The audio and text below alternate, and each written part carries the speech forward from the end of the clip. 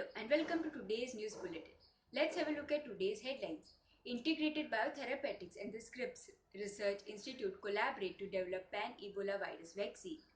US FDA approves Celgene Corporation's EDIFA and Abbott Laboratories real-time IDH2 assay. Cambridge Enterprise and Quicken Limited sign a deal for Activin A production technology. Integrated Biotherapeutics (IBT) and the Scripps Research Institute has collaborated to develop a vaccine that protects against all Ebola viruses.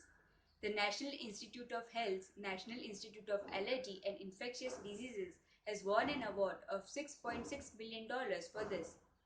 The team at IBT and TSRI have identified broadly neutralizing antibodies that may protect against all Ebola viruses.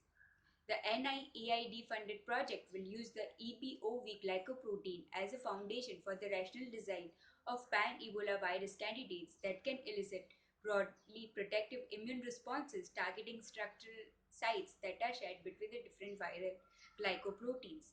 The aim is to develop and test immunogens that can be progressed into advanced preclinical studies.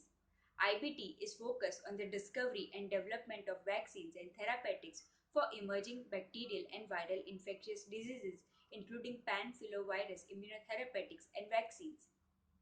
The US Food and Drug Administration has announced that it has approved IDIFA for the treatment of adult patients with relapse or refractory acute myeloid leukemia with a due mutation in IDH2. The drug is approved for use with companion diagnostic of Abbott's real-time IDH2 assay, which is used to detect specific mutations in the IDH2 gene in patients with AML. Common side effects of IDIFA include nausea, vomiting, diarrhea, increased levels of bilirubin, and decreased appetite. The drug is not advised to pregnant or breastfeeding women. IDIFA was granted priority review designation, under which the FDA's goal is to take action on an application within 6 months where the agency determines that the drug, if approved, would significantly improve the safety or effectiveness of treating, diagnosing, or preventing a serious condition. IDIFA also received orphan drug designation, which provides incentives to assist and encourage the development of drugs for rare diseases.